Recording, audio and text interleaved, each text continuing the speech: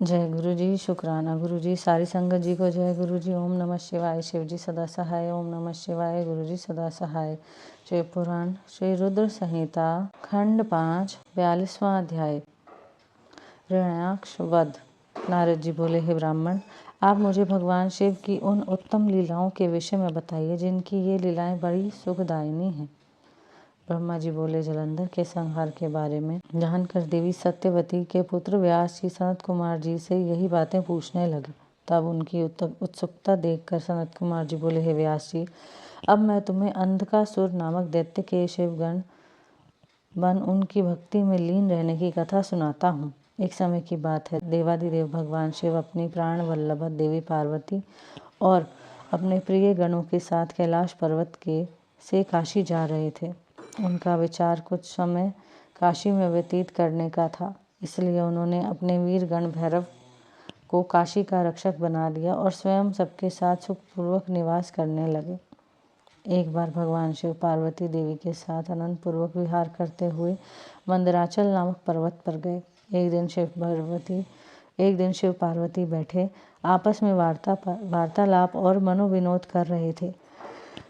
तभी देव पार्वती ने अपने हाथों से भगवान शिव के नेत्र कुछ पल के लिए बंद कर दिए। भगवान शिव के नेत्र बंद होते ही चारों ओर भयानक अंधकार छा गया। उसी समय भगवान शिव के माथे से पसीने की बूंदें निकली। जैसे ही वे बूंदें धरती पर गिरी, तुरंत एक जटाधारी काला विकृत डरावना राक्षस वहां उत्पन्न हो गया और वह जोर जोर से हंसने लगा। उसकी भयानक आवाज़ सुनकर देवी पार्वती एकदम चौंक गई कि एकाएक उनके सामने यह भयानक जीव कहाँ से प्रकट हो गया है। तब देवी पार्वती ने भगवान शिव से पूछा, हे स्वामी, यह भयानक पुरुष कौन है? यह सुनकर भगवान शिव मुस्कुराते हुए बोले, हे देवी, यह आपका पुत्र है। जब आपने मेरी आंखें बंद की उस समय मेरे माथे से कुछ पसीने की बूंदें गिरी, उसी से यह प्रकट हुआ है। यह जानकर कि वह पुरुष उनका पुत्र है, देवी बड़ी प्रसन्न हुई। भगवान शिव ने उसका नाम अंधक रख दिया। उसी समय हिरण्य नेत्र नाम का एक राक्षस पुत्र प्राप्ति की कामना मन में लेकर वन में घोर तपस्या कर रहा था। उसकी तपस्या से प्रसन्न होकर भगवान शिव उसे वरदान देने के लिए गए। उसने भगवान शिव से एक बलवान और वीर पुत्र की प्राप्ति की इच्छा प्रकट की। भगवान शिव ने कहा, हे हिरण्य नेत्र, मेरा पुत्र अंधक बड़ा ही वीर और बलवान है। तुम चाहो तो मैं उसे तुम्हें सौंप सकता हूँ। भगवान शिव के पुत्र को अपना पुत्र बनाने के लिए वह राक्षस व्यग्र हो उठा।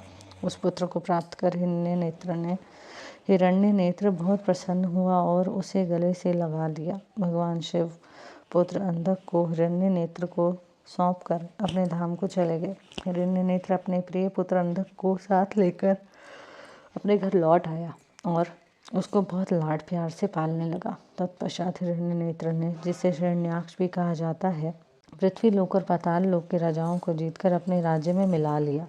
दैत्यों के राजा इस हिरण्याक्ष के आतंक से तीनों लोग कांपने लगे, यहाँ तक कि देवता भी व्याकुल और भयभीत हो गए। उन्होंने भगवान विष्णु को वराह रूप धारण करके पाताल लोक भेजा। क्रोधित श्री हरि ने हिरण्याक्ष का वध सुदर्शन चक्र से कर दिया। तत्पश्चात अंधक का राज्याभिषेक करवाया। सभी देवता भयमुक्त होकर बड़े प्रसन्न हुए और भगवान विष्णु की जय जयकार करने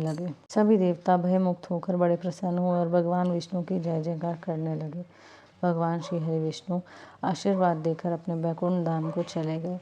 अपने भाई हिरण्याक्ष के वध का समाचार पाकर उसका भाई हिरण्याकश्यपु क्रोधित हो उठा और उसने भगवान विष्णु से वैर बांध लिया। यहीं पर शिव पुराण श्री रुद्र संहिता खंड 5 42वां अध्याय समाप्त होता है। जय गुरु जी।